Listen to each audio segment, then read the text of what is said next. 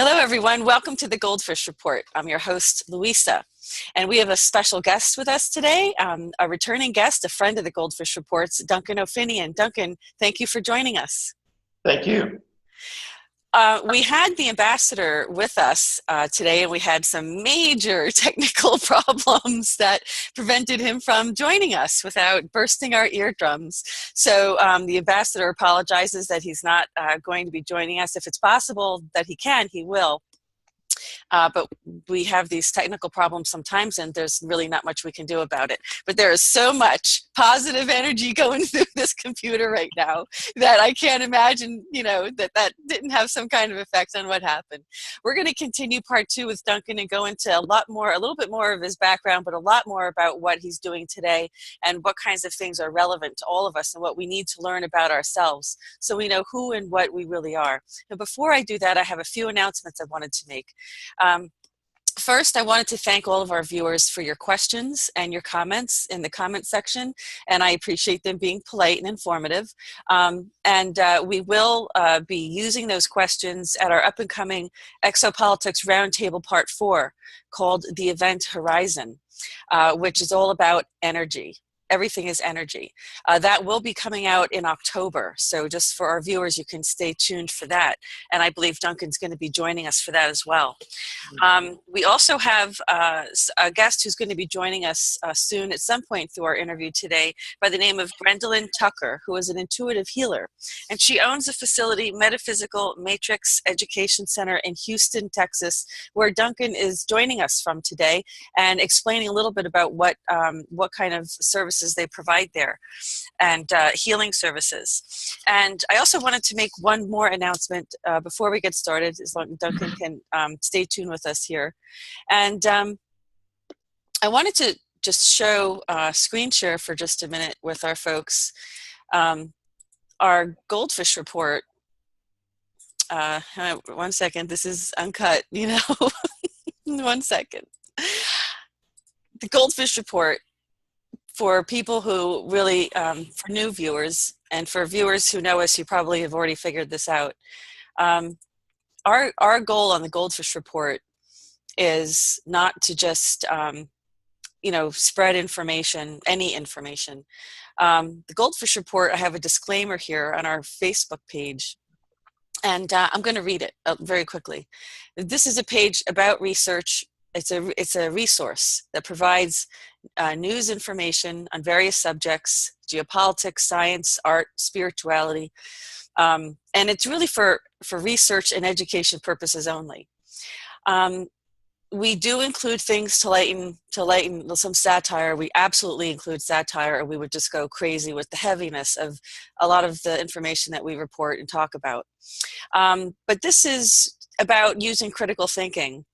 It's about taking the information and using your own discernment, because my job isn't to spoon feed everybody. My job isn't to, I can't possibly vet everybody. But the GoldFish report, does have integrity in terms of the information we put out.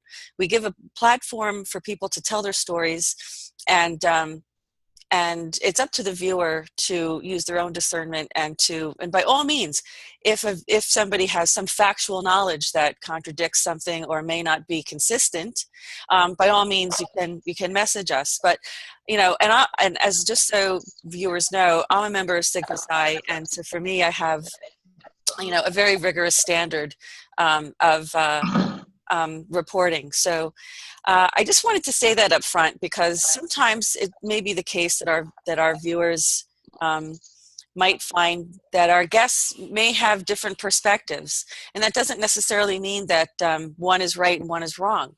It's possible that two perspectives can be true at the same time. So I just want our viewers to kind of keep that in mind and know that we do not spread disinfo in any way on the GoldFish report, and if we did, I can guarantee you we would pull the interview. And the ambassador knows that I have one interview I did not publish, and against his wishes, but he respected my as producer of the GoldFish report, he respected my judgment. And so I just wanted to put that out there, because you know, there's always going to be trolls posting in our comment section, and I do my best to clean up the trash. But you know, I do appreciate people who try to have an informed comment and an opinion. And having said that, I want to just move forward as good as I can. And again, now we're joined by Duncan, and of course his lovely wife Susan, who I hope is going to be joining us as well, because she's very intuitive, and I know that about her because I'm intuitive too, and I sense it. But because I haven't had any of her wonderful massage therapy services, but I know that she. Come on and say hello, Susan. I know you're there. Hi. Hello, dear. Don't worry, I'll you. make my I'll poke him and add in my 2 cents. Funny thing. But I'll let you have this time together first. Well, the funny thing about interviewing Duncan and Susan is that it's kind of like Susan has a lot of really great insight into things as a woman. And from her intuitive point of view, she does contribute lovely, wonderful things. It doesn't always work that way, but it does for them. And it does in our interviews. And so we're just going to keep that going. So Duncan, thanks for coming back to the GoldFish Report. Welcome back. Thank you. With Susan and I, it's kind of like I'll say kiss my arse and she'll say it in such a way as that you're like, wow, I want to now. But you know, with the verbiage and the language, she's way smarter than I am. But No, don't start. Yeah. So it works well, though. It works really well together. And I really enjoyed so much our first interview together. And I think what we had was a little cliffhanger that we were leaving for our viewers about this. And I know that you recently did a radio program addressing this really kind of like, I don't know if these are the words you would use, but is there fraud going on in the Super Soldier program in terms of the alternative media, not the program? So you're saying the program really exists or it doesn't exist? No, the program exists. Okay. You know, we've talked, you and I, we've talked many times. I don't plan anything. I don't do notes. I don't do squat. I mean, 5 minutes before we came on here, we were out getting tacos. Okay. I mean, I don't do this. Let's preference this section with this. If you have 10 people viewing the same accident, you're going to get 10 different reports. Okay. If you have 10 people experiencing the exact same experience, there are going to be commonality, but everyone experiences the event differently. Now, with that said, where I'm calling fraud on the whole super soldier industry, and that's exactly what it is. It's an industry. There are people out there in the alternative media making some major bucks off of this. Is some when this is difficult, and this is from experience. When those memories start to surface, you're in a state of flux. And you're also in a weakened state. You're also in a state where you can be manipulated because you're looking for answers. You're trying to figure out what's real, what isn't, what's a nightmare, you know, what's basically just what's real, what isn't. Well, when you have a group of people out there, i.e. the alternative media, grabbing hold of these people and then feeding them with false information to fill in those gaps so that they can put them on stages, sell tickets, put them on interviews, get pay for click, all that kind of stuff. That's about as low as you can go. And that's one of the things that I see that's been happening over at least the past 5 to 7 years with some of this. The actual program wasn't called Super Soldier Program. It was called Augmentation Program. I see. Is what it was. We were augmented. We weren't, the whole Super Soldier thing, to be honest, was another alternative media person that slapped that title onto it because it coincided with movies, TV, media, that kind of thing to draw attention to it.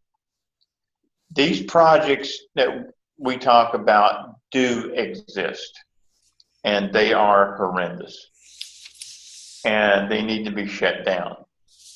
But with what I've been seeing over the past 5 to 7 years, most of the people out there making the claim that they were part of this and part of that is blatantly false. When I would have people contact me saying I have this memory, that memory, was I part of a program? And I used to get dozens of those a day. One of the first things I would ask is, do you play video games? And some of them would say, well, yeah. I said, well, how much? Some of them, I swear to God, some of them would say 8 to 10 hours a day. And I'm like, okay, you just need to get off the video games, get some sleep, get some nutrition, find something else in your life. You weren't part of anything. You're just, your subconscious is going haywire. Okay. That's about half of the people out there. And then the other thing that I would ask is, are you on any kind of medication? Are you on psychotic drugs? Are you on this? Do you watch all these movies, TV shows, and blah, blah, blah? Like, as an example, I have one person that contacted me saying that they travel through stargates constantly every night. And I looked at them and I checked it out, and their favorite TV show was Stargate SG-1. I'm like, okay. Are you watching this show? Well, I marathon it. I'm like, okay, when did it start? When did your memory start? And their memories coincide with the program. Okay. People who are legitimately and truly coming out of these programs and getting memories back are vulnerable. I've been there. Believe me, I've been there. I went through PTSD so bad, I couldn't go outside for sometimes days at a time. When some of these people come out and they say, oh, I had this, 8, 10, 12, 20 alternate personalities, and I merged them in one day. Bullshit. Bullshit. It took me 8 years to merge 2 personalities. These things take time. You are not going to do this overnight. You're not going to have a psychic or someone who owns a TV or radio network tell you, oh, you merged last night. You're fine. Get up on that stage. I'll give you $500. But Duncan, isn't there any help for you from the program to deal with this process that you go through? No. No. No. This is why I said we were unrecognized, which means you're caught, you're found out, you talk. You are unrecognized. They also programmed with you guys with suicide. And the other, yes, good point. Expiration date kind of thing. Yeah. Can you repeat what she's saying? Because there's actually no, he will. I'm just reminding him. We were all. We can hear you, Susan. Come on and tell us. We were all programmed to suicide programs. Once we start to remember too much or we start to talk, we were to suicide. My suicide program kicked in. I was that close to doing it. And that's when you met Susan, and that joy in her. Several years before. Oh, because she has so much joy. I can only imagine that would be so healing for you. Oh, it is. This is my joy. This is my joy right here. But I'll make it for the record. But all his, sorry. Get over here. Get over here. All of his hard work and all of his, I guess, returning back to kind of completion. So it was a lot of his own work, his hard work, facing it. I don't know if you want to go in the examples of what you had to do, like get your personalities in front of you and say either we come together or die, or but he did have that one layering of extermination kind of within the psyche, so that when they start remembering, it does kick off. And if you want to tell them about that. 4 o'clock in the morning, I woke up in my kitchen. eating cold cereal. Now, I can't eat cold cereal. I'm lactose intolerant. I can't drink milk. Oh. So I'm eating cereal with a cocked revolver right here. And I'm like, Okay, so what happened though? What did you I was learn from? remembering. I was having bleed through. Oh, I was starting to remember. This was before the accident, and the programming was breaking down.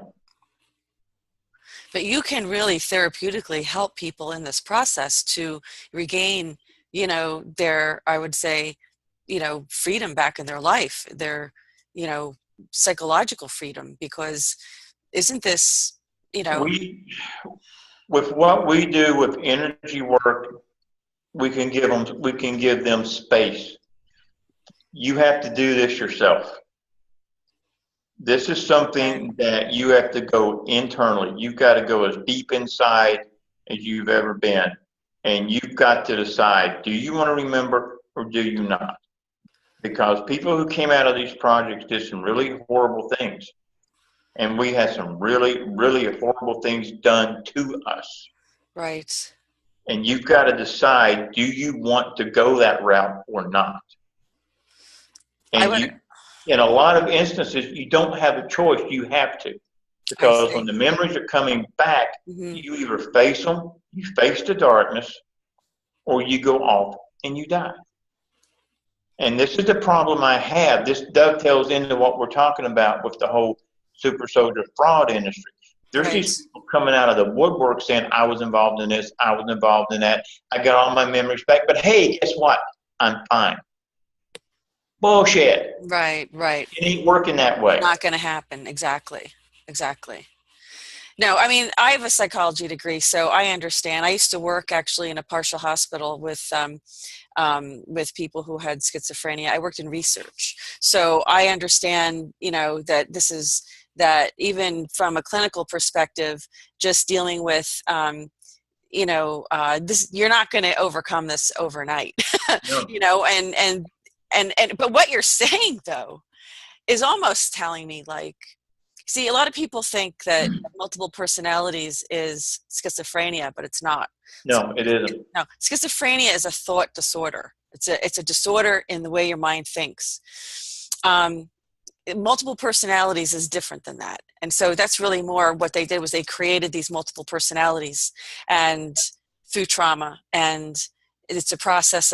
I mean, I just can't even. It's so traumatic thinking about it. I'm an empath, so I'm already feeling this. So it's tough because it's so traumatic. But you've survived this, though. I mean, and you're I mean, I'm sure you've had much difficulty, but you have survived this. Survived it, but I didn't come out clean. Okay. Even after all these years, I still have the nightmares. I still have the flashbacks. The Mm. PTSD will never completely dissolve. It will never totally go away. And you're saying you don't want to be drugged, so you have to just learn to No. cope with it. Yeah, Exactly. right. Okay, so I mean, I can imagine that there could be real intense moments of despair in that process. Well, there are still movies I refuse to watch. Right. Okay. Hunger Games. Hunger Games, I Okay. can't. That was one. See, in the project, in the program that I was in, we played war games. As we were moving up through the ranks, Mm-hmm. as it were, Mm-hmm. we played war games. The war games were real. Hmm. Only the survivors moved on to the next level. Gotcha. And we did this as 12, 13, 14, 15-year-olds. Yeah. And yeah, there's just some things I don't watch.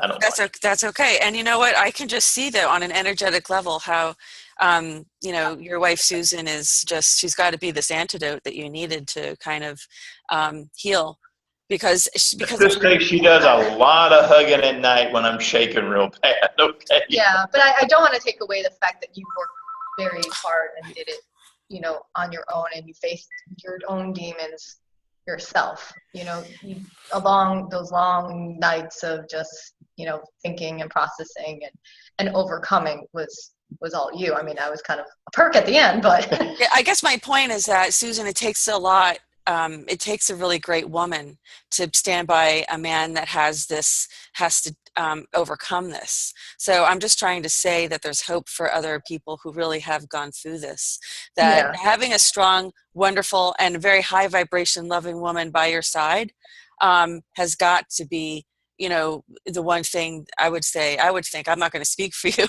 but I would have to think that, that says a lot about you, Susan. And I think that's Oh, why. well, that's very sweet, but let No, me also, it's very is it true. okay if I also add in, like, sorry, like, I don't know where I can't see the camera. Well, So, we I have can see you. we have a delay on on our camera. So There's a little delay. It's okay. that's okay.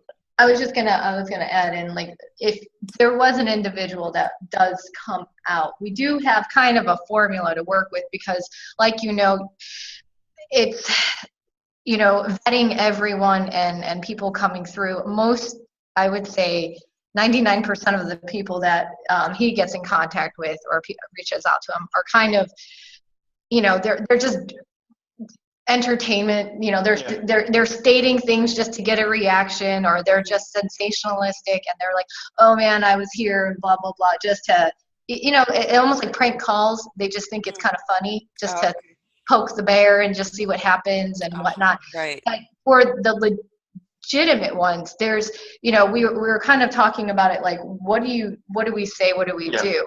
And we kind of came up with something, because it's a fine line of trying to not cross ethical boundaries, and then not knowing on a, psychological point, he can advise, but he can't cross the professional boundaries. Right. It's a very, very gray kind of risky area.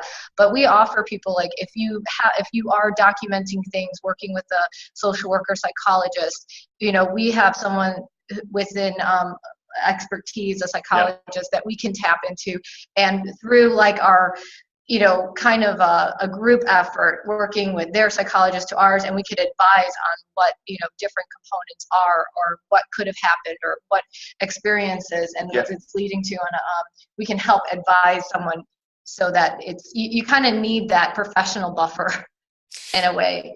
I hear what you're saying, but I'm, as you're talking, like, things come to me. Yeah. I just want you to know that this was an interview about Duncan, but this has turned into an interview about the divine feminine that heals the wounded masculine. And I think Absolutely. Absolutely. I'm gonna go over here. Now you can go. Absolutely.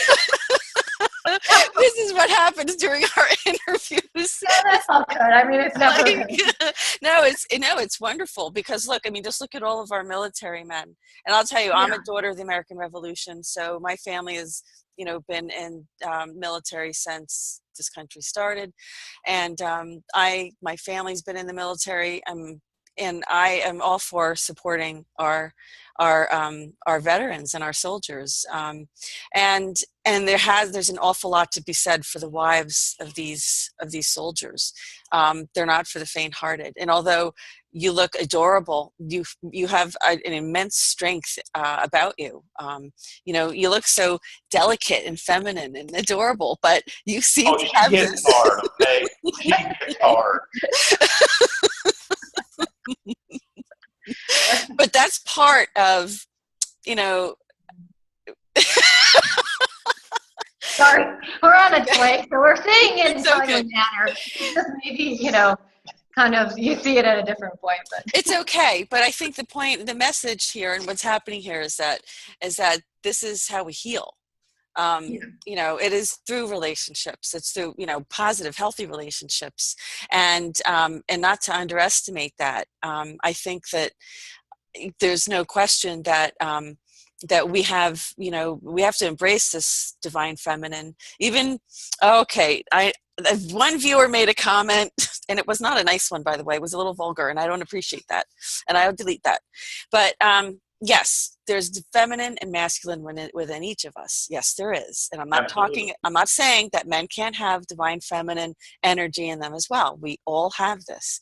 But I'm talking about I think it's far more potent in a female. It's far more, divine feminine is, more powerful in a feminine, in a female person. So the thing is that if you can embrace that femininity in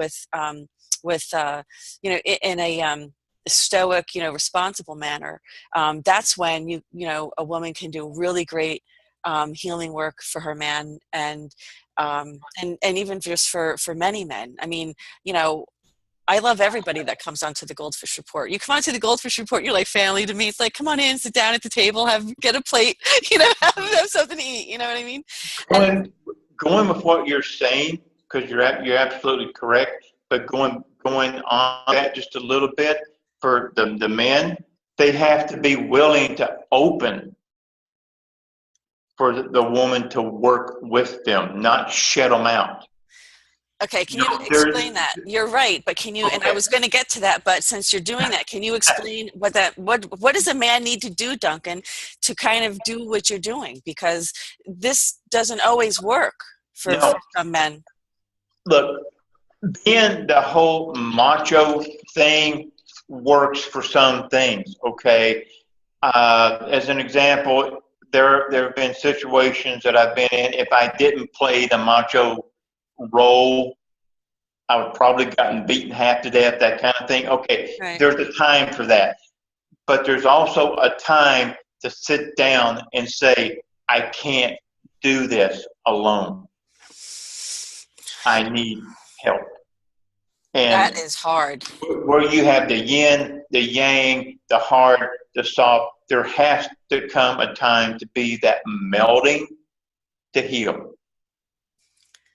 Why is it so hard, Duncan, for men to do that, to let a woman come and heal them, through love? That's what the answer is. It's love is the answer. Well, it's just has it been programmed out of men? Has it been through society? I mean, why is it so hard sometimes? Honestly, what this turns out being is we're talking about the warrior mentality. Okay, right. To where, and this dovetails into where you're talking about military men, okay? Because you're told you're an army of one, you are this, you are that, so on and so forth. That is true to a point, but then it's very untrue to a point. Would you say that, do you think that they're hijacking masculinity and what the understanding of true divine masculinity is? Absolutely. And that's why the distortion of what that energy is? Whoa. Absolutely. Oh, Susan and I. Whoa. We were right there. Wait, I was thinking the same thing. Now, this is amazing. That's how I know she's doing it, because I'm right with you, sister. Let me tell you. This is like, you go into the military or even these special forces, and it's like, you're a dog, and so you listen to your commander and you just do what you're told, and you sit, and you get a bone maybe when you're done. I mean, so men, are being taught this. Like, this is like, you're dogs and you're this, and you just get what's given to you, and it's a programming. And it's a program. Do you see what I'm trying to get? Yeah, and I think they tail that, or they kind of like attach that to what a real warrior is, and so that distortion of what that divine masculine and that true warrior understanding, which a warrior, and you can talk about that, encompasses compassion and encompasses Absolutely.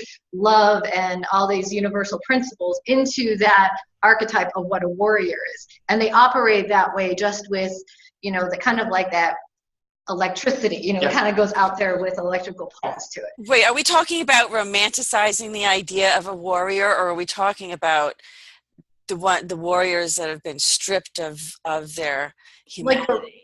I guess you would say like a true warrior, not just someone that, I mean, this gets a little confusing because. Yeah, I know what I want to say. I'm just trying to formulate. Okay. All right, let Duncan go. Before me, I'm just trying to formulate I mean, we talked about this because it's like, a real man versus like a man with what people will put out and market as what a man should be and stuff, but at the same time, it's not stripping away that strength and that, empowerment. There is strength in mercy. Yeah. I think one of the best ways to say it. There is strength in mercy and compassion. When a warrior, and there are very few warriors out there right now. We have a lot of soldiers, but very few warriors. There's a lot of jerks out there. There's a lot of Wait, jerks. what's the difference between a warrior and a soldier then? You're saying, can you A just warrior define knows that for when, us? no, a soldier follows orders explicitly, kills when they're told to kill, period. A warrior knows when to fight and when not to fight.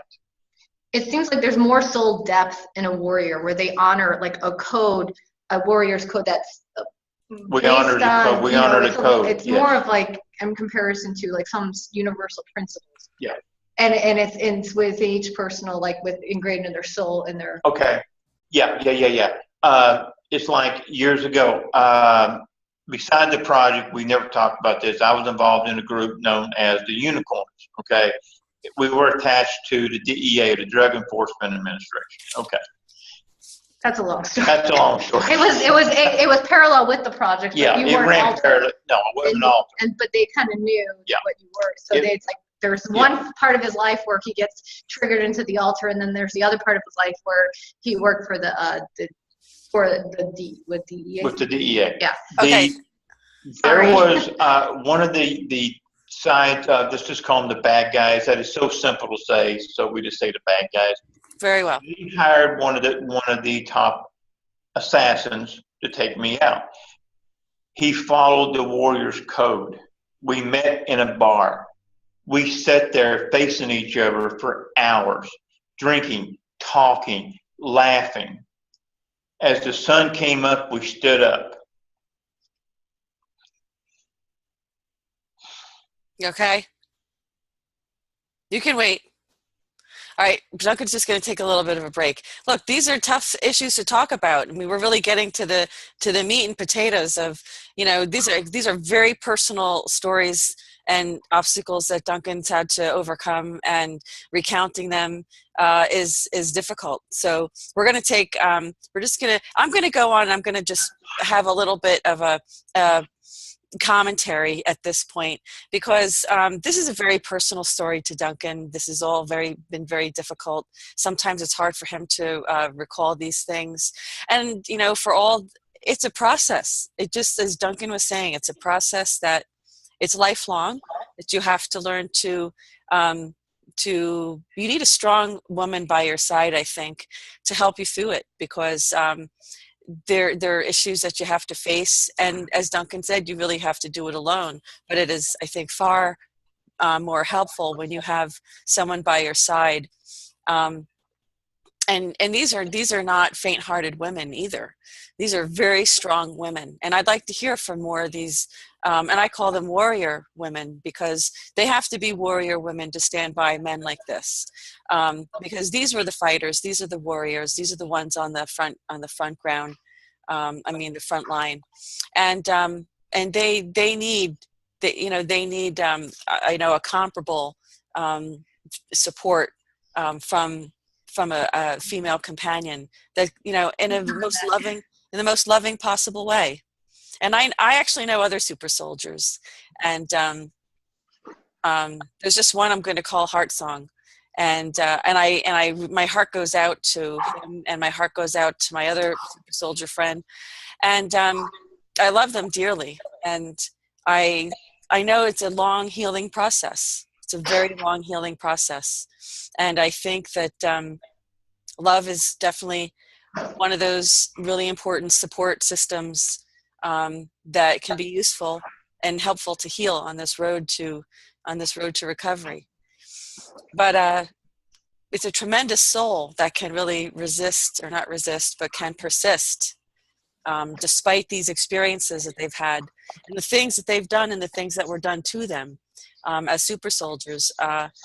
It's a very strong soul that survives this. And from what I understood, I think from our first interview, Duncan has said that there were many who just didn't survive going through the initial, process of the programming and the splitting of altars. So these are the realities of this, and so we all need to support our super soldier friends. And this is the reality of it. And look at all the soldiers who have come back from Iraq, come back from all these foreign wars, and they need support too. I mean, some of them are missing their arms, some are missing their legs. They're just beautiful people. I mean, and we need to change the way we look at our veterans and understand just how much they have given and sacrificed for us. And you just let me know when you're back, Duncan. Okay. I'm good. I threw did some drills. I'm good. No problem. Okay, so where do we go? Where do we go from here? So, Well, Did you want to still talk about it? yeah. Long story short, talking about Warriors Code, that kind of thing. There's a respect to the game. There's a respect that goes there. You face somebody all night, you drink, you talk, and then when the sun comes up, one of you's going to be dead. oh,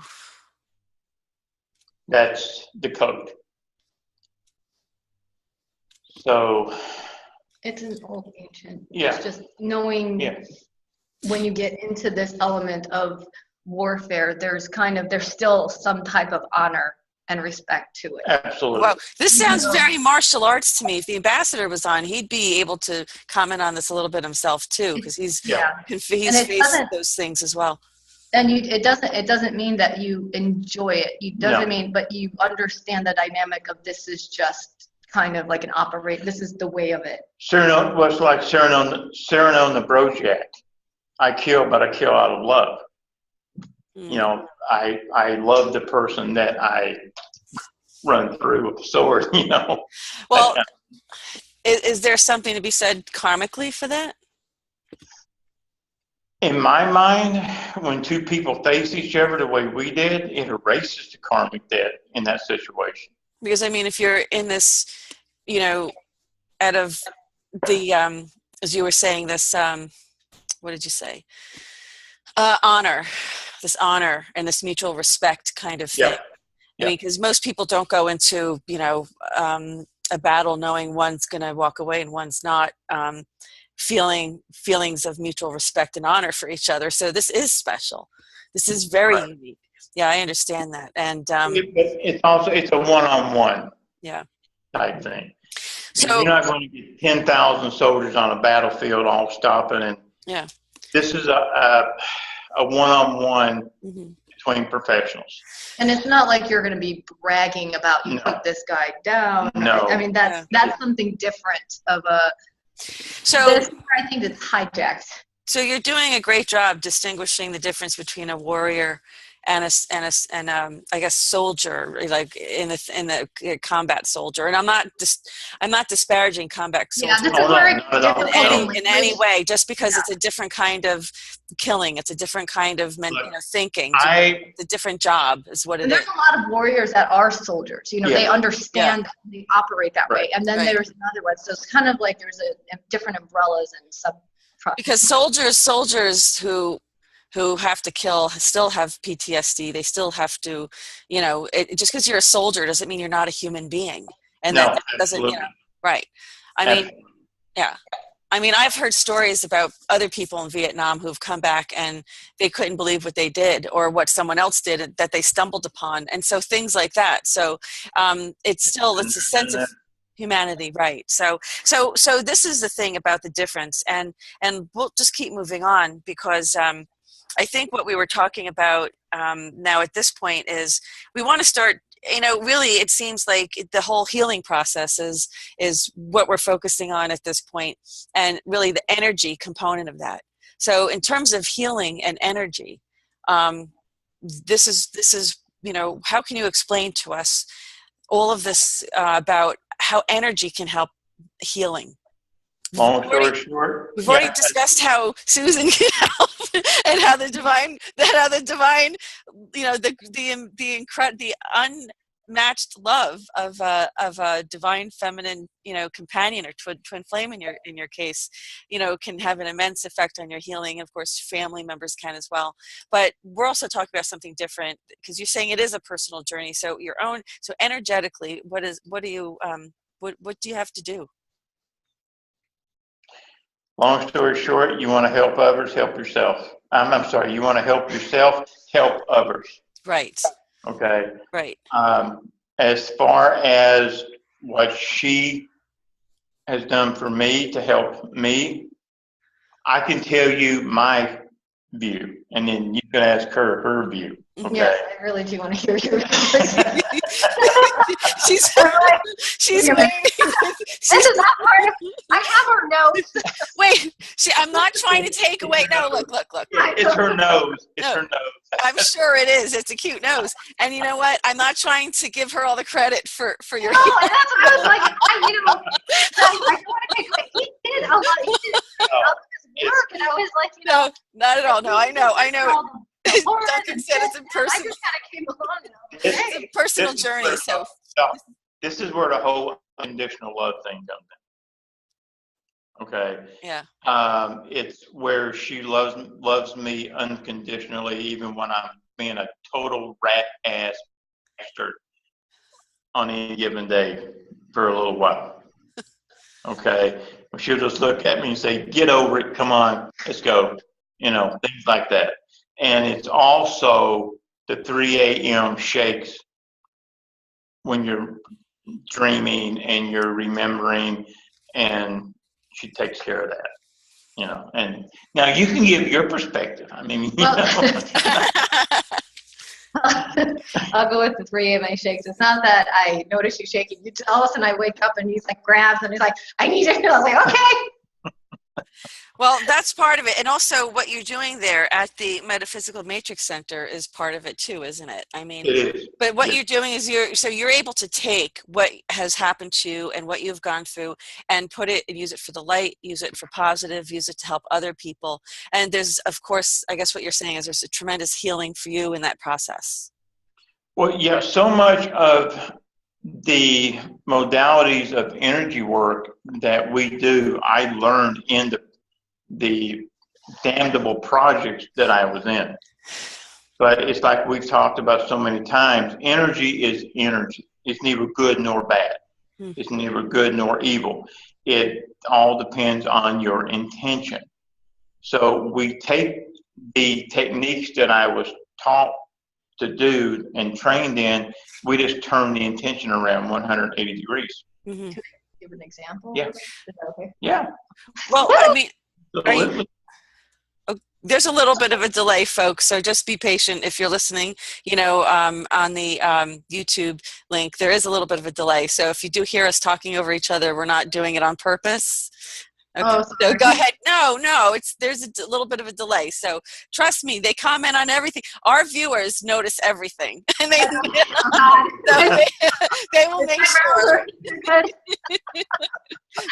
Makeup, come back. Okay.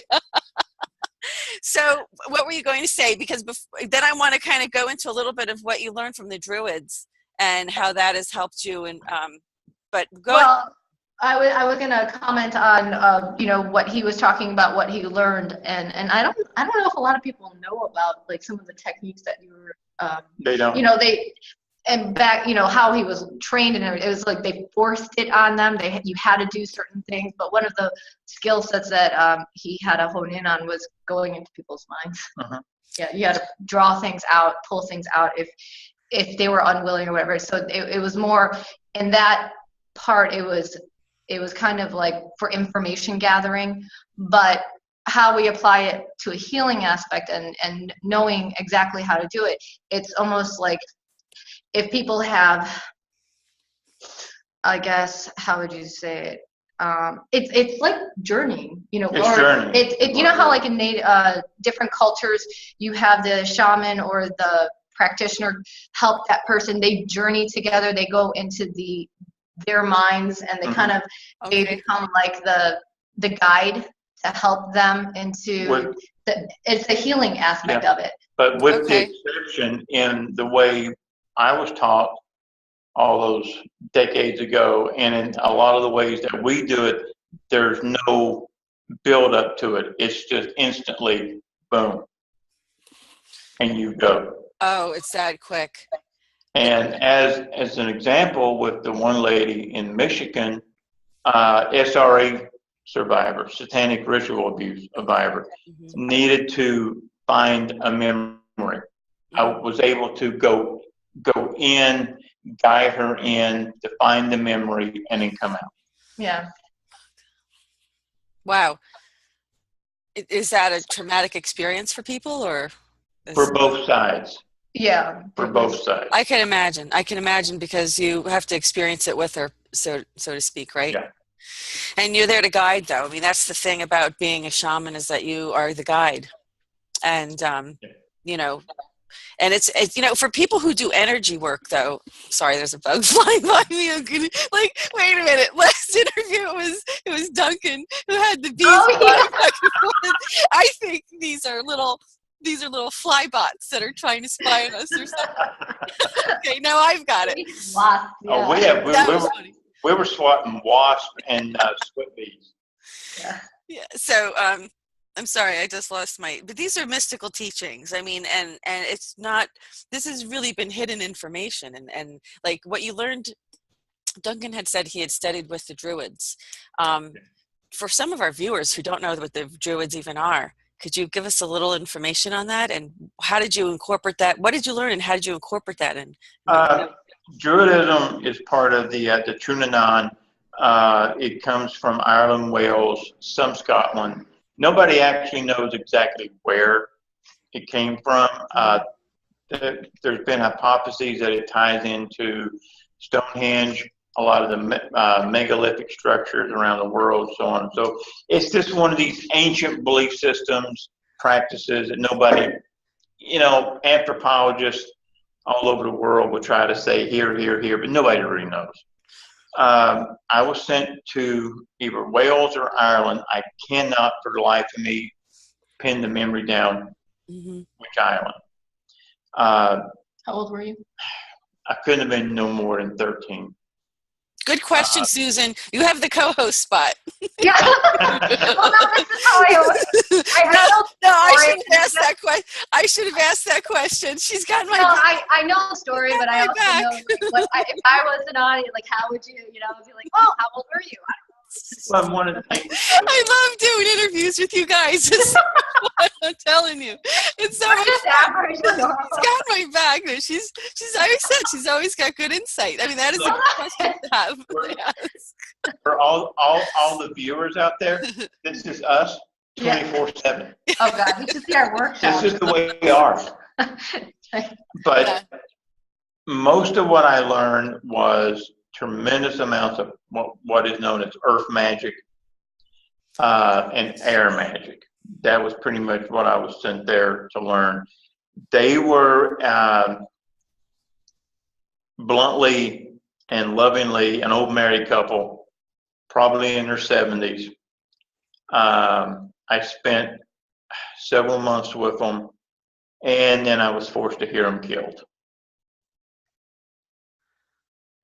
They were killed once the training was over. These projects are not good, and this is why we kind of got really, I guess, irritated or upset, is that when they sensationalize things and kind of exploit the I can, I guess the outcome of things, of how they say, oh, I could do this now, and I'm able to go astral in every dimension and and talk to aliens and all this other stuff. But okay, fine, you can do that and stuff, but where is that aspect of that horrible aspect that no one knows about, no one hears about? I know he talks about it once in a while, and he even held back because of the trauma. And now you've never really talked about this part before. I haven't. Wait. Now I'm getting my memory back. This full moon has traumatized me. It's really, I should have seen it coming. So bright in the sky, didn't occur to me. But we were also talking about how the two of you met in astral. And so you're talking about this right now, people go into astral. But astral's not really, a lot of people who can't do that don't understand what it is. And maybe you can explain that a little bit, because doesn't this work, this magic and stuff you're talking about, we're talking about astral a little bit, or we? With the Druids and whatnot, no, that was straight up physical. I was locked in a building, and they put a speaker inside, and I was forced to hear this old man and woman who trained me, comforted me, gave me food, shelter for all these months were tortured and killed. But that was just to that was to emphasize, basically any type of love that you have in your life or any aspect of love gets destroyed. And that was something, again, so that the only people that, these project kids can trust is to go along with the program. That is so horrible. That is so horrible. But it is horrible. A horrible thing. It really is. That's why. So horrible. But that's life in the project. And it's horrible. This is where my anger stems from with what we're calling the fraudulent super soldier stuff that's out there with these people who say, oh, I got all my memories back, but I'm fine. Put me on the circuit. No. Yeah, and so I can understand. You walk the walk. That's the difference, and you're not going to go out there doing what they're doing. If you, I am no joke. I am blackballed from every conference there is. Period. Because I stood up for myself and others at the last conference I did in front of 1,000 people, and I stood up for us. And I've been blackballed from every conference there is, and I am okay with that. So is it that they are trying to spread disinfo because they don't want you to be taken seriously? They don't want the public to really know what had happened. What they didn't want you to. They don't. They don't want the public to know about these projects and what had happened, and not only what had happened with you, but what you were forced to do and what those consequences were. So, what is this a disinfo campaign? You're saying? It is. Yeah, because it's focused more on the sensationalism. Yeah, sensationalism. It's usually the other way around. You guys are funny. I get it. Aspect of it, and this is what he said from. This is what he said from day one. He wrote letters. I mean, if you go, I think it's like the Wayback Machine, his old websites and stuff that used to. The dominant stuff that he talked about was he wrote letters to the UN. He wrote letters to congressmen. He tried getting people the awareness of the traumas that happened in these types of projects. And it's an epidemic that is going on within different factions. It is tied in, and that's maybe another conversation for another day. With it gets tied into some other dark aspects, dark magic, dark this. That there is a common denominator with it. So if you for them, if they go off and kill this and kill that, it's almost like it's a ritualistic killing. They're doing it for a purpose. They're doing it for trauma, lowering vibrations of the planet. And for those who say that that's over there and it's not here, as a collective, in our society, and if you think about, our energies being collected together, it is affecting us, whether we realize it or not. So this is very important. I mean, this is what we need to talk about too. Let me just get the technical term. I'm sorry. No, you're doing great. And the thing is that when you say things, it triggers me, and because the full moon right now, and I'm a little loony. It's one of those never-ending conversations. No, but your points are important, and yes, it does affect us all. Which is, Susan, you said something very profound again, and that is truly. The both of you, and that is that they use this, they manipulate this dark energy across the planet to lower our vibrations. That's in a nutshell. Yeah, that's what's happening to us right now through all these Gwen towers, all these electromagnetic devices. And I think Sergeant Dan McBolin had done a very big interview with Miles Johnston talking about this PPAI, this plasma pathogenic artificial intelligence, and it interfaces through, and I would love to have him on sometime, but I don't know if he does these interviews anymore, but he talked about how it interfaces, and even CERN, all the synchrotrons, all this, are all connected. They all know when our computers are on, they all know our patterns, they know what we're doing, they watch us through our computers. That's part of it, but the other part is the whole vibrational thing that feeds at certain times for I guess certain, astrological times, that they manipulate the dark energy, they manipulate this lower vibration, fear, and they do it at certain astrological times to get a greater amplification of that fear. And that, again, I mean, I just can't, you know, say enough how we need to, you know, disseminate this information and pass it along, and just so everybody wakes up and we're not led into the slaughterhouse as sheep. We have to understand this is what they're really doing. They're not going to come out and tell us they're doing this. And if we don't have people like Duncan, really, I mean, it's been difficult. I'm sorry we had a few rough spots during the interview, because it's hard. It's hard getting through this information. It's okay. That surprised me. Yeah, you did. I don't get it. That surprised me. I don't I think understand. It's a full moon. No, it's Yeah. the full moon. Yeah. It's definitely the full moon. I'm telling you already. I already had, for you guys, for the folks who know that I produced a show the other day on Wolf Spirit Radio, you'll know that we had some technical problems going on. And it actually ended up going pretty well. But at the end, which was after, you know, after the radio show was over, I don't, you know, I got very frustrated with the technical problems that we were having, and I lost my patience, and I feel bad about it, but I think it was just the moon, because I normally don't lose my patience like that. Well, But this remember particular moon too, right now is really doing something to all of us, I think. remember too, this is the month of a dark moon. Two new moons in 1 month. But that's at the end of the month. That's at the end of the month. That's Okay. September 30th. That's very, very rare. So what does that mean? There's a lot of things going on in the month of September.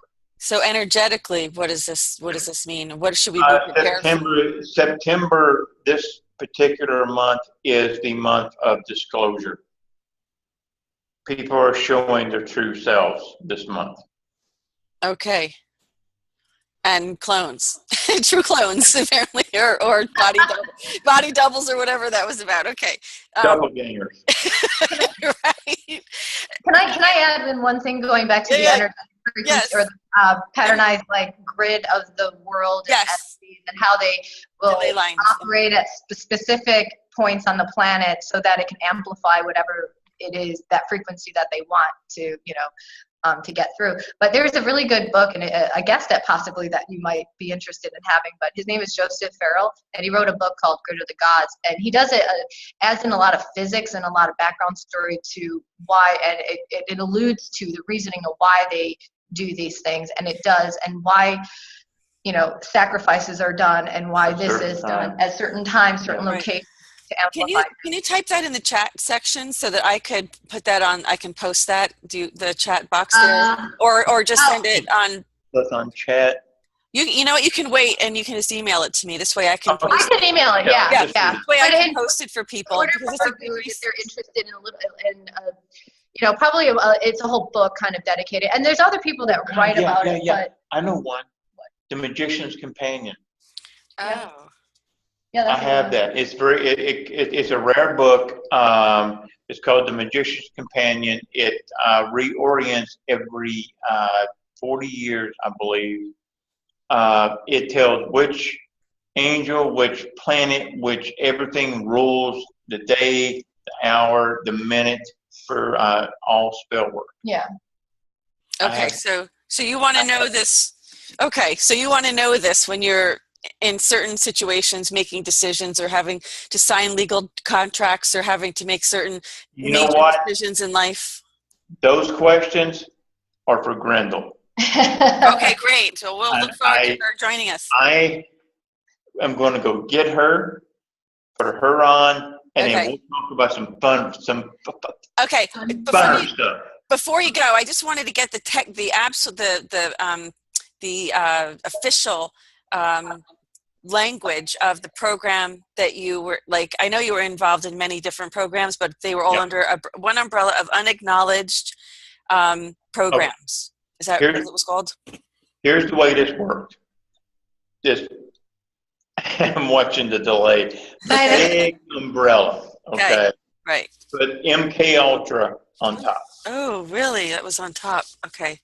There was 172 known programs underneath the umbrella of MK Ultra. 172 programs. I started out in what was known as Project Talent. which was for kids with specific bloodlines, with specific psychic paranormal abilities. From there, I was moved up into what was known as the augmented program, which so many people have formulated into the super soldier program. Okay. Mm-hmm. In conjunction with that was the Phoenix program, which was the assassination programs.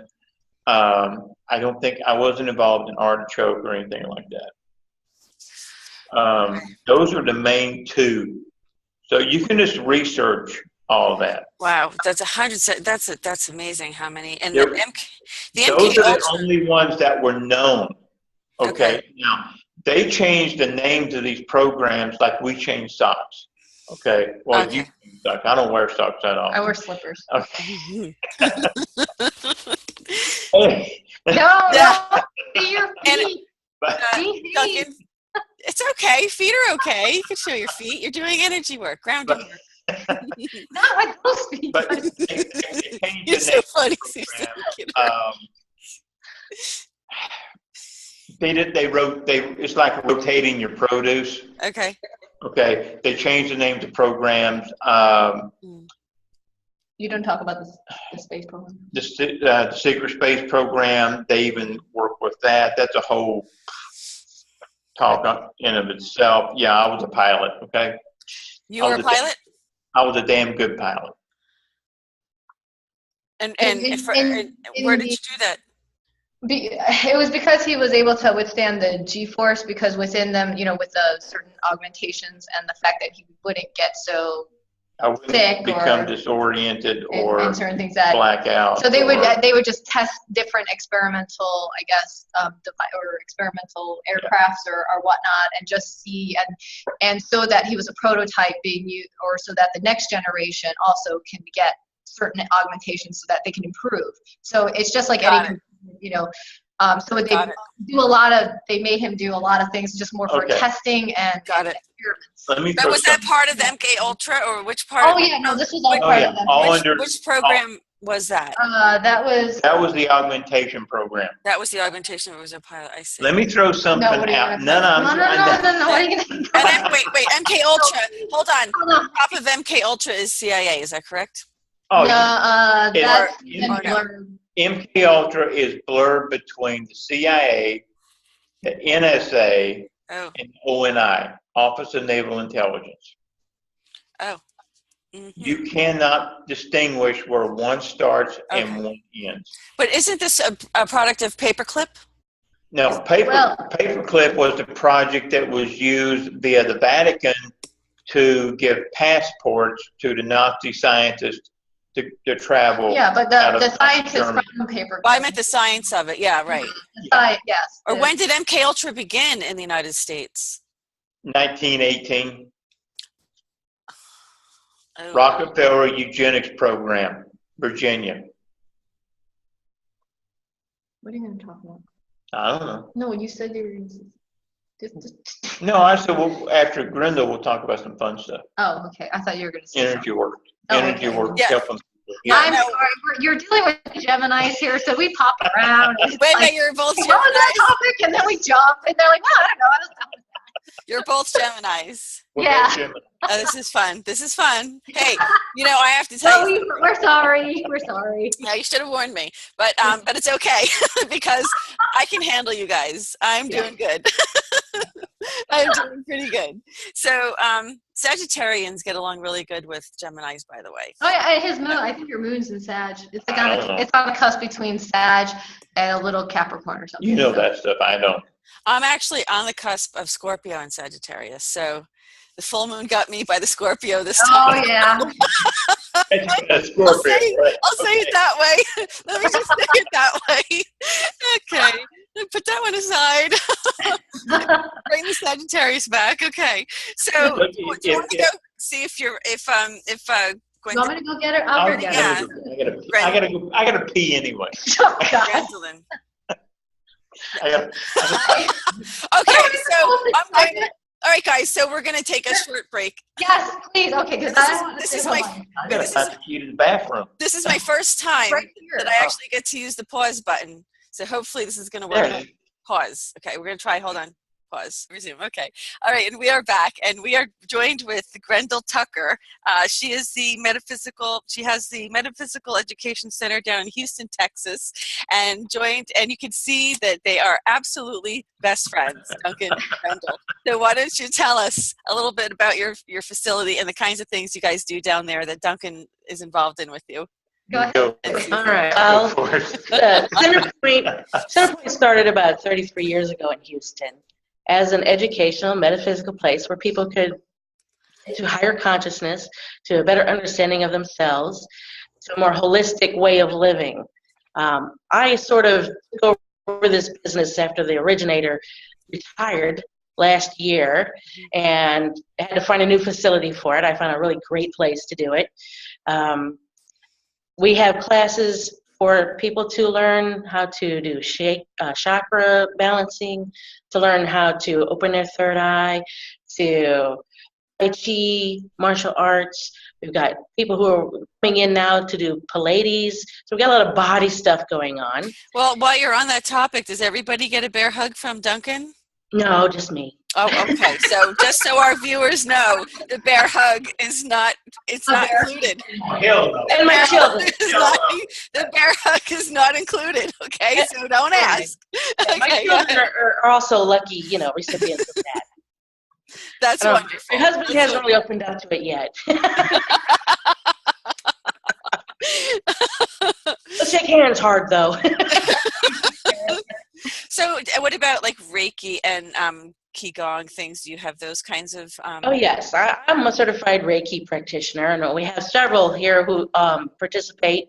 They teach classes. They also do healing here.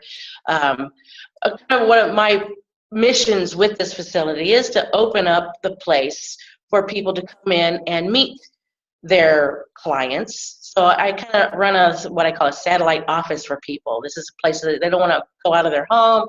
They can afford to have their own personal space. So I have spaces available for them to come in and meet their clients and build their business. That's kind of one of my goals, is to help people awaken more people up and create new holistic ways of healing and looking at the world.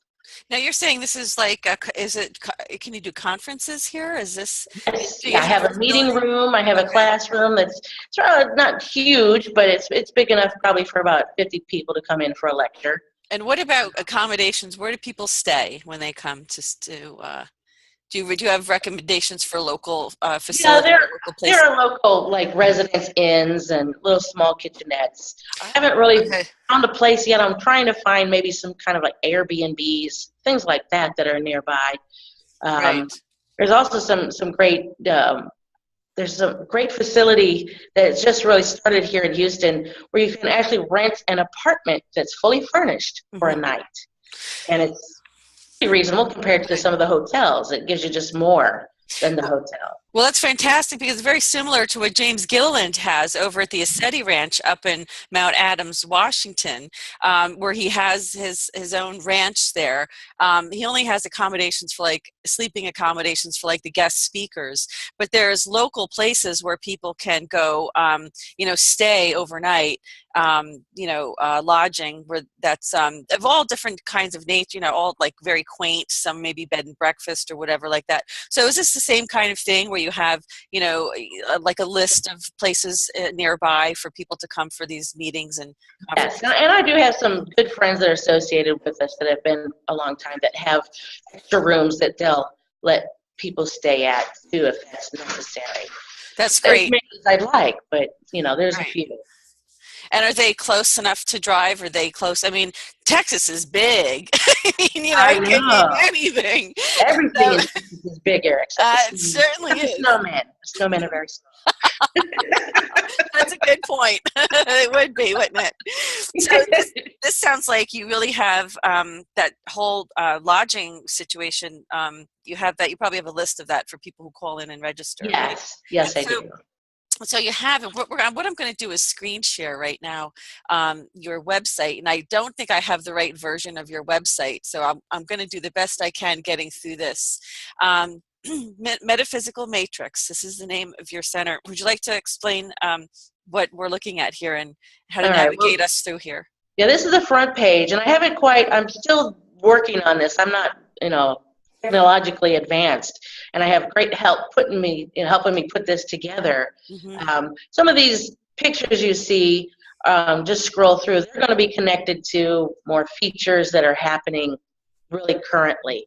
The other pictures you see that are just kind of miscellaneous pictures are connected to articles that may be of interest. We also have pictures of people's faces, and some of those haven't been completely connected to their bios, but generally practitioners and instructors that are involved here are in the grid of faces of those people.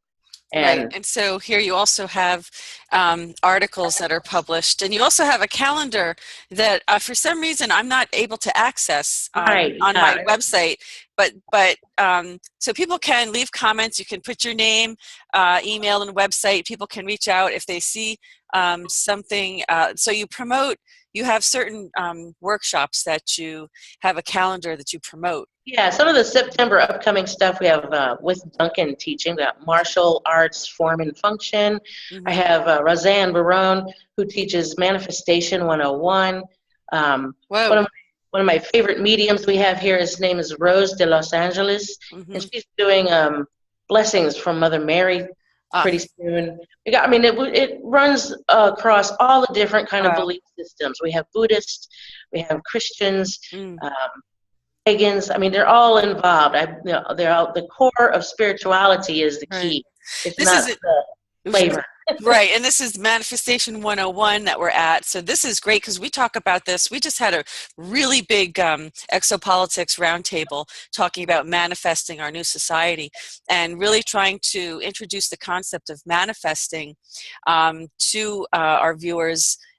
Because we're all manifesting whether we realize it or not. So we've been manipulated into manifesting for other agendas, but we don't know that we can do this for ourselves. And this is the kind of information that I want to get out to our viewers.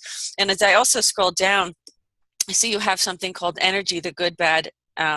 I would presume there would be ugly on there too, but we could stay away from that part, the good and the bad. And so this teaches about energy and how it's used. I didn't get to read all of this. It basically says there's energy, and it's your intentions that make it good or bad. It's not really good energy or bad energy. It's energy. It's the purpose that you use it for that gives that definition.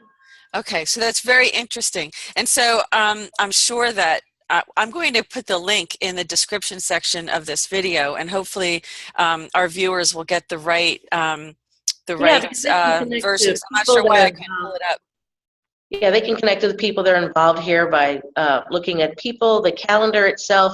I try to keep as up to date as possible. I know September's calendar is full. I haven't really started putting October in there yet, but I'm amassing the information. It's just a matter of sitting down. Do you actually have a printed one that you can just show us on camera? Do you have a printed calendar by any chance? I don't.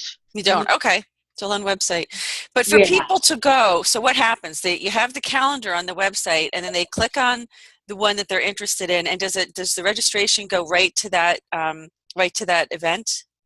Yeah, and really, we don't require a lot of pre-registration. I rely on, a lot of people just show up. Like I said, the Center Point has been around for over 30 years. People are very familiar here in Houston with it as an avenue to go and reach out to find that higher consciousness and alternative healing. You called it the Center Point. That's the same name as the Metaphysical Matrix Center? Yes. Yes. Okay, so I just want to make sure that I'm referring to it the right way. I'm sure you people down in Texas are, because I know that you are the most progressive in the state. In the country, and some of my favorite people in the whole world are Texans. Just so you know that. I have to confess, I'm not a true Texan. I've only been here about 6 years. I'm originally from St. Louis, Missouri. But you're in Texas now. I am. I am considered a resident, and they're not getting rid of me. And if they haven't kicked you out now, then I guess you become more like one of them. So that's good. Because Texans are great people. I think they really are. And I think that anybody who wants to get information on these kinds, and Duncan also gives seminars down there with you. And that's one way. People did have questions about how they could reach Duncan. Going down to your facility is one way for sure. And is that throughout the year? You just have different? Yes, I mean, our month, generally we have, at Kankar people here on a monthly basis. I have astrology twice a month. Right. I do teach tarot myself. I also teach other psychic development classes. I also have my own little side thing project that I call Dandelion Apothecary, because I've been working with herbs and healing and aromatherapy for over 25 years. Okay. So I put together teas and tinctures for people's health. And so you're an alchemist. You're an alchemist as well. yes. Yeah. So can you explain to us just briefly what's going on with this full moon? I don't know. I'd say with this Mercury retrograde and the moon energy that's going on, it is definitely causing a lot of miscommunications. People are getting lost. They're confused. I know my husband, who rides a bike, got roads like 13 miles out of the way because he couldn't figure out where he was. Yes, 13 miles. So I mean, there's a lot I think with the moon kind of trying to draw out a deeper consciousness, and it's interfering with like the mundane consciousness. I think you're right. I think it kind of is. It wants you to bring forth that. It's like a cleansing almost. It's like it wants you to go through this catharsis of some kind. Like because it seems to kind of like, it's be triggering people to release something. Right. That's what I'm getting, because I am, I definitely get affected by the full moon. There's no question about it. And when I don't pay attention to it, sometimes I find myself, just picture a mushroom cloud.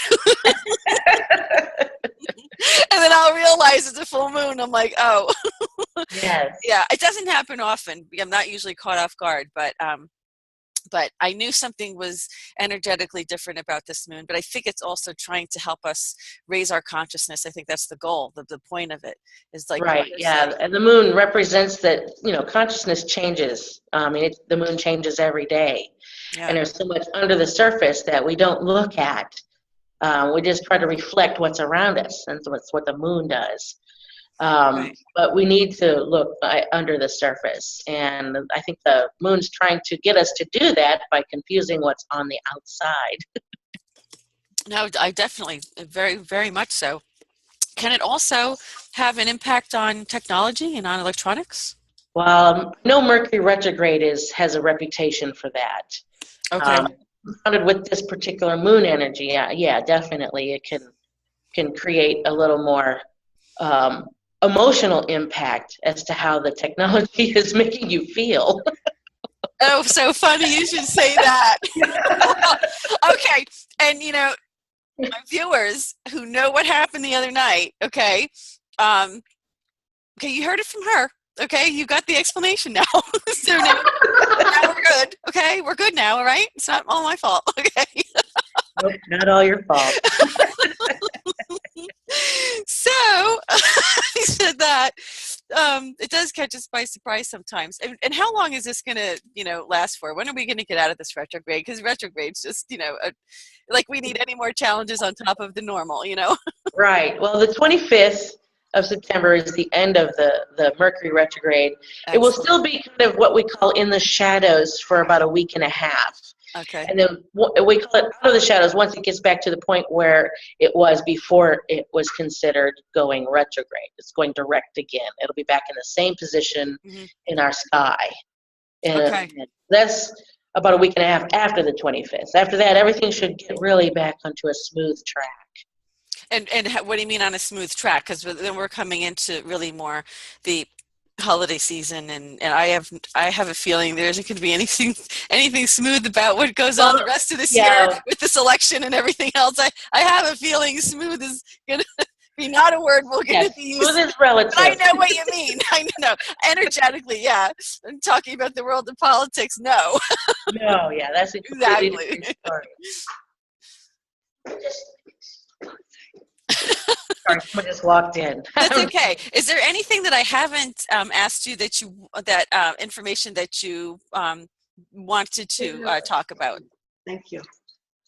I'm always looking for new people to bring new ideas, to share what they know, to help others raise their consciousness, to help them put their body, mind, and spirit into more unity, and to create a more holistic vision of our world. I think if we all had that vision, we could all start following and working together more harmoniously towards that. That's excellent. And, it's funny. Unfortunately, the ambassador couldn't join us. He started out joining us, and then he had some sort of electrical, some major electrical problem. Mercury. Mercury, yeah. And he would have liked to talk to you because he has a Global Mission of Peace organization that has where they fund certain projects that are humanitarian projects that many of them are healing centers and have all kinds of same thing that you're doing, and Right. try to find new technology to incorporate in that, and it would be something we would have enjoyed talking with you about, but maybe another time he'll be on if we can. Definitely. I mean, I have some very unique practitioners here. I have Right. there's a Vajra shaman who's of the Tibetan Bonpo sect. His name is Master Toledo. And he really wants to create and kind of make this the hub of the Vajra shaman practitioners. There's only about 60 in the whole world. And he wants to create a team because there's been very significant healing that they've helped people through. Cancer, I mean, serious tumors, stuff like that. Where working in integrative together, they're able to create a massive healing and awareness of how to, share that energy and healing. And he wants to kind of create that center out of here to build that school so that we can put those more practitioners out in the world. That's wonderful because we don't understand energy. The general public does not understand energy the way Duncan understands energy, the way you understand energy, and we don't understand how we can use it, harness it, control it, direct it, and heal with it. And this is why I tried to, maybe at another GoldFish report, I'll bring you on and we can go through that in a little bit more detail, like an example of something, because it's been forbidden knowledge, and yes, yeah, and only through means like this can we share this information and help empower each other to know who and what we are and what we're capable of doing to ourselves. And I've spoken to, last week we interviewed a gentleman by the name of Audrey Ewis, who is from New Lyra. In fact, and many years ago, he and his companion were traveling here and crash landed and were held at Area 51. Looks human just like us because we're actually we're ancestors. Yeah, I have a daughter named Lyra. Pardon? I have a daughter named Lyra. Oh, how funny. And so he really? She's serious. She's serious. And he was talking about the same thing, and about the meditation, how to meditate, and how you can heal your own body Yes. if you understood how. And yes. So, and of course, vibration and resonance and energy is really, it's just, I don't know. I give him credit because I don't know how he could stay in our society knowing what he knows and having access to technology that is so far ahead of ours, that I give him a lot of credit because he saw what happened to me the other day and it wasn't pretty. But because I get frustrated with our antiquated technology, and I think we're ready. I think humanity's ready. I think we are consciously ready to get to the next level. Because it's kind of boring. I mean, we're like spinning our wheels. It's like, okay, we're done with this. We've been here, done with it. Let's move on. And then, in a sense, that's positive for humanity, for sure. Yeah, definitely. I agree. Yeah, and so your facility is open all year. Is that right? Yes. Yeah, and we're only closed on Mondays. Mm-hmm. Generally, every Sunday I have kind of what I call the Healing Expo and Psychic Fair. And I have mediums and psychics here doing readings to help people understand their relationships, their careers, um, uh, maybe to answer spiritual problems. And I also have the alternative healers here, Reiki, Right. reflexology, acupuncture, Tibetan shaman healing. Were you familiar? That's every Sunday. That people Okay. get an understanding and get a taste of what those things can bring to their lives and how they can improve their own quality of life. Well, that's great. I think you're doing great work, and I think we need more people doing what you're doing, and helping to bring raise the consciousness of people and inform. Yes. The GoldFish report. I don't know if Duncan explained this to you, but the GoldFish report. We refer to GoldFish as pretty much all of us who live in our own goldfish bowls and really kind of are so busy that we really don't see the greater world of events around us. And even all the hidden things around us, because we're not out there swimming around with the rest of everybody else to see what's going on. And we've all been goldfish at certain points, and it's really by design, unfortunately, because we are so obligated to, do so many obligatory things, pay taxes, and all the things we have to do to work to pay that, and all the things we have to, it's just ridiculous on this planet. Who needs to pay to live on a planet? How ridiculous! So, in our busyness, we're not really seeing what the puppet masters up here are doing and controlling us. And so that's the analogy, how we're trying to kind of it's the ambassador's war on ignorance. So it's not ignorant in a disparaging way, but ignorant in the sense that we don't know who really and what we are. Right. We're not allowed to know. We haven't been allowed to know. Exactly. So that's what the GoldFish report is about. It's about trying to get that kind of information out there and sharing it with our viewers. And I just hope that we now, I do know that we post GoldFish Report in Texas. I think we have a few places that we post it on Facebook. And so you could also find us on Facebook too at the GoldFish Report. So this will be posted there, and also on YouTube at the GoldFish Report. But I will put your links if you want to. Just make sure you give them to Susan so she can email your website. Yes. Yeah, and we have several Facebook pages. Yeah, and also I'll promote that GoldFish report through my directory too. Sure. So you can, if you just give them to Susan, I can put all those links in the description section of this video when I publish this video. And it was really nice to meet you, and I hope you'll come back and talk to us on the GoldFish report again. Oh, I would love to. That would be great. Maybe you could demonstrate something for us. Oh, okay. Like even just like one pose and what it does to your body, like energetically, and how it moves the energy through your body, and how we do it wrong and we block the energy in our body. I mean, really getting down to just kind of an example of why should anybody come there, because we don't really even understand what we don't know. Right. So kind of like why I like to bring people on to kind of say, even sitting in certain positions is so bad for you, because it blocks your energy flow and it interrupts your breathing or whatever. And so things of that nature, it's just about waking, getting that information out there. If you want, a better quality of life. And I think most of us do. So thank you very much. It was a pleasure to meet you.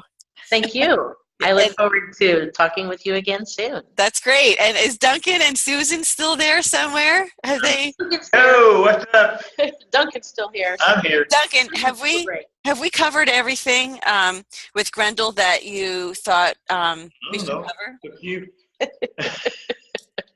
He doesn't know. I don't know. Well, if you think that there's something that we didn't cover, because I guess what we can't underestimate is the fact that this is, learning about energy. And so I wanted to get into some more details about let's talk a little bit about what kinds of things Duncan offers there at your center. Oh, yeah. Well, like tonight, he has a martial arts class we're calling Form and Function. I do.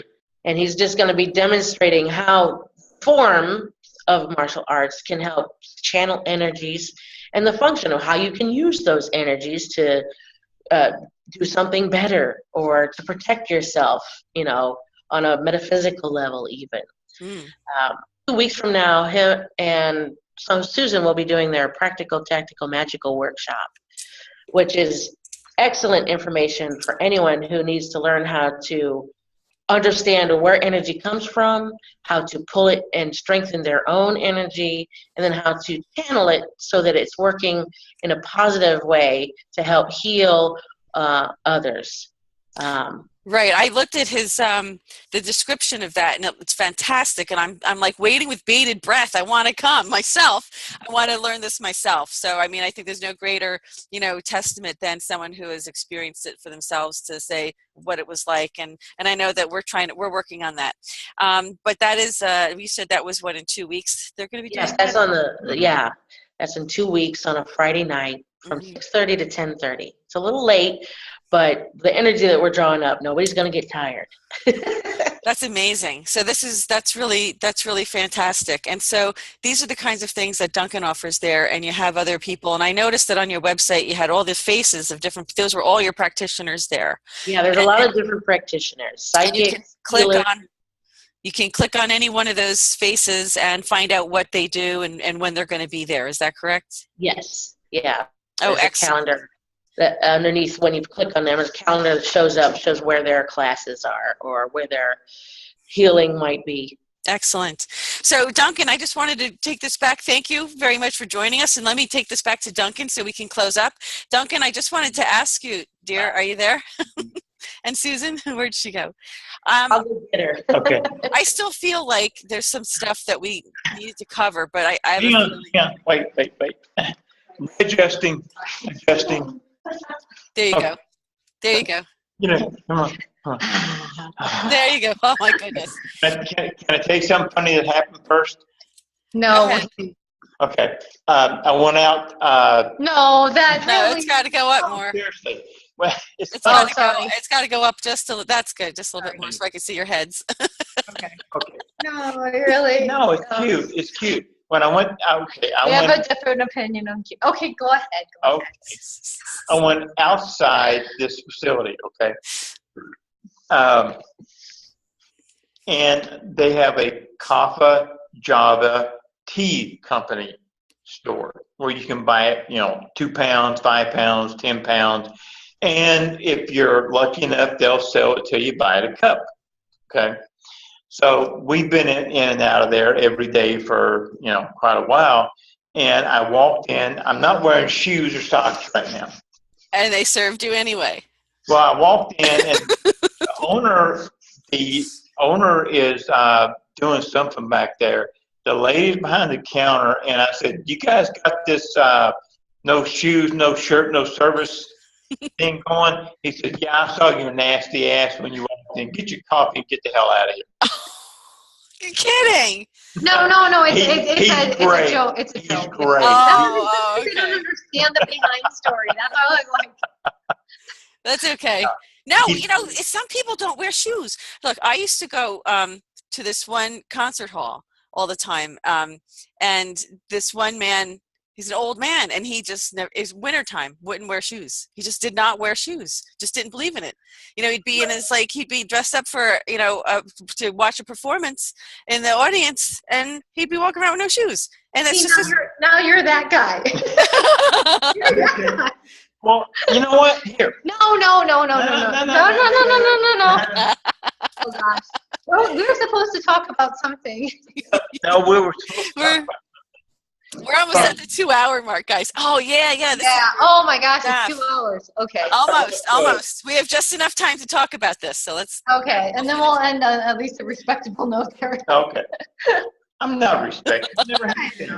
Oh, this whole thing's been respectful. It's been, it's been respectful. It's been informative. It's been joyful. It's probably been a little loving. Confusing. Well, it's going to be probably a little confusing for a lot of the viewers. Maybe if they need any explanation on certain aspects, we'll answer. That's fine, because I feel like we kind of owe them a little.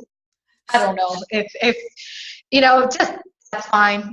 Maybe we can clarify a lot of the questions. You know what? I think our viewers are going to be really happy just getting to know you two as people, and just seeing you, in the raw. My condolences to your viewers. It's so natural. Oh, that's it. This is what the GoldFish Report is about. It's unscripted, it's uncut, and it's candid. And this was a very personal GoldFish Report today. today. And I am so glad that you guys, were able to make it. I know we tried earlier in the week and we weren't able to connect, but we made it this time. Yeah, and I have to say, you create such a comfortable atmosphere. Oh, I agree. Yeah. You know how shy I am. I'm always kind of like, no. But look, I'm here. You're not shy. Look how she is when we're together. Yeah, when we're talking, she's not shy. She's as shy as I am. No, you create a very comfortable. I feel like I'm talking to hey, a Skype call. Hey, how's it going? Rather than thinking, ow. Yeah. He's doing something here. Wait. Oh yeah, put your hair down. Oh, look how beautiful. Wait, we're gonna show. No, what we're gonna do is we're gonna show a video of Susan doing her hula.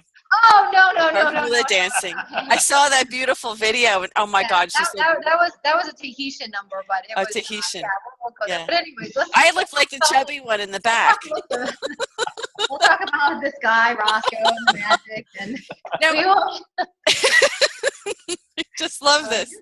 You guys are gonna look. This is how it is. I mean, it's not like this in every interview, but when we have we have really great energy. This is what happens. No joke. This is the way we are.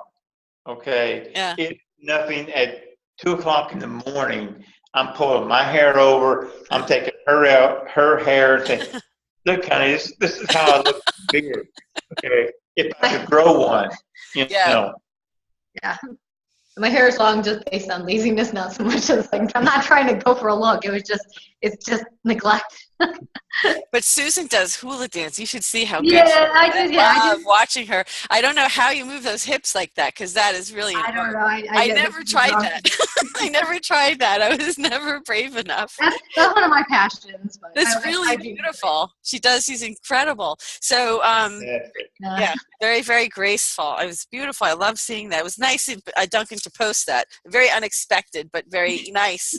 Because it gives you a little, a little personal look at it, because people can get a public persona and be different in the public than they are in private. But when it comes to me, this is what you get. You know what I mean? And that's what I try to bring out with people, because that's how I am.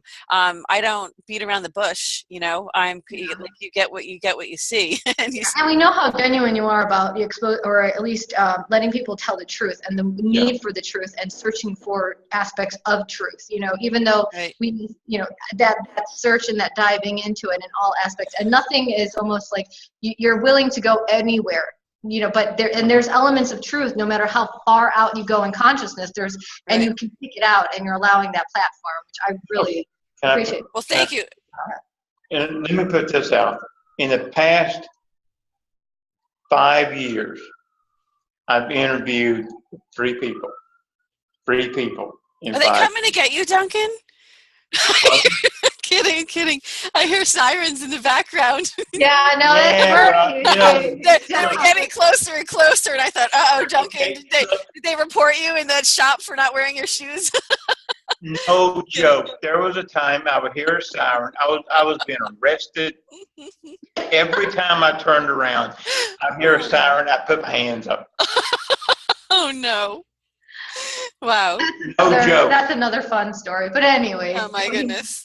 I'm sure Duncan has a lot of interesting stories. Talk about the 3 interview people. I've only interviewed with 3 people in 5 years. That you were consistent. Yeah. And you're one of them. So. Well, thank you. That says a lot for me. Thank you so much, because I do try that. And, I have, as I said, the GoldFish report is, solely and privately funded.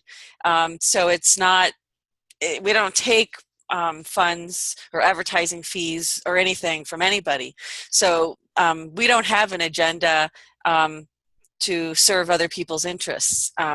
This is a mission. And so I can't, if I strayed from that, I would have no honor in what I'm doing as a mission. I would have no honor in that. And that's not who I am. So, and I know that's not who the ambassador is. This is his mission. It's a mission that I share with him. And, that's just our goal. But I do appreciate you saying that. And And as we were talking before we started this interview today, and I know we're just going to wrap up right now, but we were talking about this issue of the truth movement and how it's been infiltrated. It is not so full of truth sometimes. No, it isn't. And for our viewers, even, it's very frustrating making heads or tails out of, trying to discern what is and what isn't. And we're all struggling with that together. It's not like one person has, the inside scoop on everything and everybody. We don't, but we have to give people a chance to tell their story. We have to give people the chance to, give them the benefit of the doubt. And as I said also before, that there has been a time when I didn't publish an interview because I wouldn't go. I have my own set of standards. I produce the GoldFish report, and there's just, I don't mind goofing off and having some fun. I mean, if you look at our interview number 31, I also used to do special effects makeup. So when it was Halloween time, I took full advantage of it, and we had it was funny. We just kind of had fun. And we like to try to have some fun on the GoldFish report because we do talk about serious things. So we try to have some fun. We have to have some fun. And I don't want people to take that the wrong way, thinking that we're not, No, and let me add to that. The more serious a subject matter is, the more fun we'll have with it. Yeah, because you have to process that. We have to break it down, because if we don't break it down, we can't deal with it. Yeah. It's very, very serious. I mean, and I guess look at how this whole interview, when we had that moment, it's like now it's all of a sudden we kind of got a little goofy and all that. It's almost to settle out that storm. Absolutely. It's to balance the energy is what you're doing. You're balancing the energy. Let me expand on that for just a moment. That whole moment was about me remembering when a hired assassin, a top gun, walked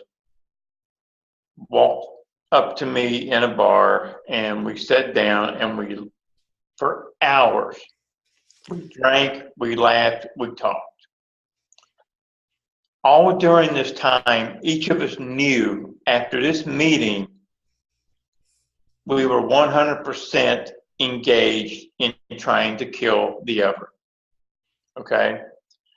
And as the sun came up, we stood up, we shook hands. That's the honor part of this whole shebang that we're talking about. Right. Now, with this whole super soldier thing that we've been talking about, the whole fraud industry we've been talking about, the whole super spud industry that I label it, there is no honor. When you have been trained as an assassin, as a soldier, as a warrior, as a killer, there is that code of honor that is embedded in you. It cannot be erased. It cannot be overwritten. My rule of thumb that I would tell anyone out there trying to distinguish who is real and who isn't, listen to what they say. If all they can do is expand and make themselves great, or make the person that they are talking to great, walk away from it. If they're giving you information and you feel they are suffering from talking about what they're talking about, or giving you that information, give them a listen. I'm not saying believe it. I'm just saying give them a listen. And use your own discernment. But there are so many people out there, as you have very adequately called the so-called truth movement, that I'm ready to crap on, because there is no truth movement. It's very true. It's hard to discern this, and I appreciate what you're saying and that you're kind of putting this on the line like this because, I know that you're the real deal, Duncan. I wouldn't have you on. I think there's I know some other super soldiers whose names I don't really want to mention, but they're very dear to me. And that's fine. Yes, that's fine. They're very dear to me, and because I know that they walk the walk. At least I know this one in particular does walk the walk and has the wounds to show it. And I mean all kinds of wounds to show it, not just physical. So it is a process. And I just wanted to say, since we're wrapping this up, was there anything that you wanted to leave? I have a feeling that there were things we wanted to get to that we didn't. I'm so sorry. I was going to say that. But it's okay. But it's okay. And I was like, oh, Callie made the list. No, not you, Susan. It has nothing to do with. No. I just have a feeling that there was so much more to talk about. We didn't touch one thing. We're looking at a part 3, part 4, part 5. Absolutely. I think you guys are going to, you are welcome back on the GoldFish Report. Please come back and visit us on the GoldFish Report. We continue this conversation. This is what is the easiest way I can say for people to look at. I was put in this project in 1966 at 6 years old. This is 2016. That's a lot of freaking years. What, the advancement in the technologies and stuff? Yeah. We went from here to here. Right. That's a long time. And they're still doing it. Not going to do this in 10 hours, 14 hours, 20 hours. Right. This is going to take a long stretch. Or the bottom line is you want this to stop. And part of coming out is that you want this to stop. Yeah, you want them to stop doing this to That is absolutely the bottom line. We are not going to stop it. There's no way to stop it. But you want it to stop. We want it to stop, but in the interim, we want enough people to say, holy crap, this is happening. I may not believe this person or that person. Right. That doesn't matter. These projects do happen. Right. Slow it the hell down. Right. And your point is that there may be some who are trying to to play the role, but that shouldn't diminish or that shouldn't invalidate the fact that these are real projects that really happen, that really violate and really rob you of your life, hijack your childhood, and really kind of have no right to do this to another human being. And so the bottom line is, whether you believe them or not, the fact that the information is coming out is something that you need to think about, because if it's not this program, they're thinking they'll get all of us one way or another if we don't stop. If we don't wake up, we're all going to get sucked into something if we don't realize that they're doing these things without our consent, without our free will. Exactly. Yeah, and a lot of the people that perpetuate this, their motivation is morally, individually, they have two separate lives, and they were never split. You're talking about high officials up on the high-ranking food chain kind of thing, and they perpetuate it because of certain aspects. Politicians, is that what you mean? Well, food chain. I mean, there's a whole gamut of people. I don't know if you won't name them. But there's a gamut. Yeah, there's a whole. He's in a good mood. Yeah, no. Otherwise, we're gonna get in a lot of trouble. Salt, beer glass. No, what I mean is that they, the ones who are up in the career of, high social, I guess, aspects where they kind of control. Bobby Eyman. Yeah. You're getting in trouble. We can't stop you from getting in trouble. They know. Morally, on the outside to the public's eye, they look like great, assets, great, outstanding citizens. And okay. You guys, we're getting taught again. We have, you know what? We just have too much fun doing this. Anyways, we'll go it. But on the bottom line, the motivation is that whole, kind of like, the power, the gaining of power on their end.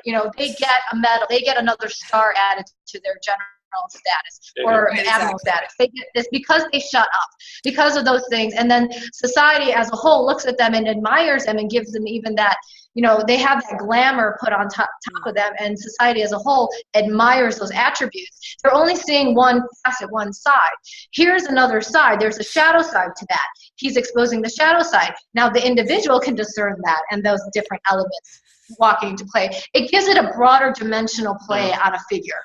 So Yeah, it's Yeah, that's absolutely right. It's absolutely right. And let me just see if there was any last, for this. I am so sorry. No, stop. Don't apologize. Look, I know. no. No, look, This is- Susan, no, there's not this one is- thing that you said that was not relevant. It's all part of, this is kind of a day in the life of, because this is what you live with every single day. And just Exactly. because Yeah. Susan wasn't the one doing the work doesn't mean this isn't part of your daily life either. So this is the real deal, but not everybody, by no means has this been a walk down a rose path for the two of you, but you No. do seem, No. I understand that, but there's some out there who are going through this who don't speak up, they don't go out in public and talk, and they're suffering, and if this in any way can help them, that's Absolutely, that's a yes. service you're doing for them as well, because I don't ever want to leave our soldiers behind, our warriors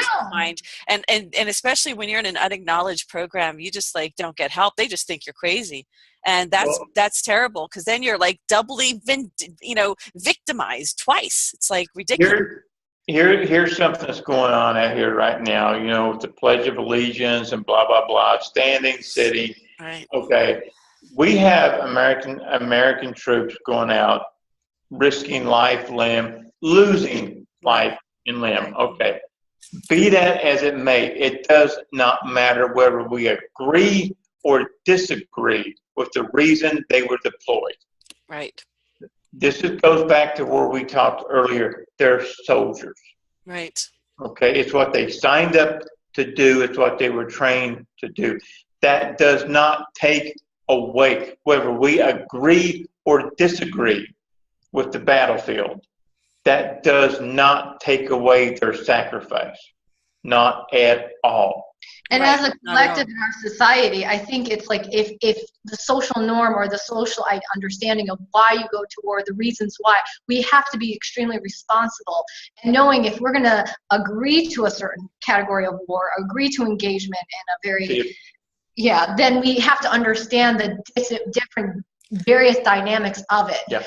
So that because those sacrifices are so large, and they're so, they're so final. In most cases, they're so final. And I think that's where I'm going to have other conversations and interviews about the policy that brings us into war, and the policy that needs to bring us into peace. Yeah. And we need to focus more on the peace policy. The policy that needs to bring us into peace is for mass consciousness to awaken and say, we don't need war anymore. Right. We've had enough. We don't need this anymore. Right. They don't know they're being manipulated into it, and that's why the deception is so large. And it's we're coming to the apex of point in history that it's if you either try to see deception, or if you notice it, if you keep pushing it back and just go along with the parades and the flags and all this other stuff, then it's okay, here's the apex now. It's going to cost you a lot more now. The requirements and everything, your civil this, your civil that, it's going to have a high cost because this deception is so great. And now people are coming out and exposing it. And if you still are blind and choose that, choices are being made individually now, whatever level. And it may not be to the degree of what he's talking about, but it's subtly what? Go. No, keep going. You're doing. No, you're good. No, you're doing good. But you know what? I want you to hold that thought. No, that's it. no, you're doing great, and I want you to hold that thought. And I'm really glad that you introduced us to Grendel. She was a pleasure to meet, and it's great to know that you have the services down there, the seminars and things, and the accommodation. Sounds like a wonderful, perfect setup to do the work that you're doing. It And absolutely is. yeah, sounds wonderful. And I just wanted our viewers to know that if you wanted to do this study and do this work with Duncan, I'm going to post his contact information on the description section of this video, and also the center point, which is Metaphysical Matrix Center. I'm going to have that posted there if you want to take a weekend trip to Houston and attend some of those workshops. She seems to have a very long, very large list, a very impressive list of healers and workers there. So right, so it's not just like a couple people. She's been doing this a while, and she's got quite a list of credible people to work with. I think you can get services yourself, right? And it's not just teaching. It's not just seminars and education. I mean, people can go for the services themselves alone. Is that correct? Yeah, Yeah. exactly. Yeah. So it's a healing center and an education center. Yeah. Right. Combined. So look, I'm going to close up. Right now, we're actually in the workshop room. That's where we're doing the interview from. Yeah. Oh, excellent. But you know. Well, that's fantastic. That's wonderful, and that's great that it worked out this way. So I want to thank you both so very, very much for joining us again on the GoldFish Report, and I hope you'll come back soon. Absolutely. Yeah. Wonderful. Because I just know we have so. Oh, look at the two of you. I love you guys. Mwah! Thank you. Thank you so much for joining us. And I want to just let our viewers know that, again, we're going to have the contact information for Duncan in the description section. Please follow us on Facebook. And also subscribe to us on YouTube. I really like to see that number go up. It kind of Yeah, me too. Yeah. And I appreciate all of our viewers for watching. And this concludes this edition of the GoldFish Report.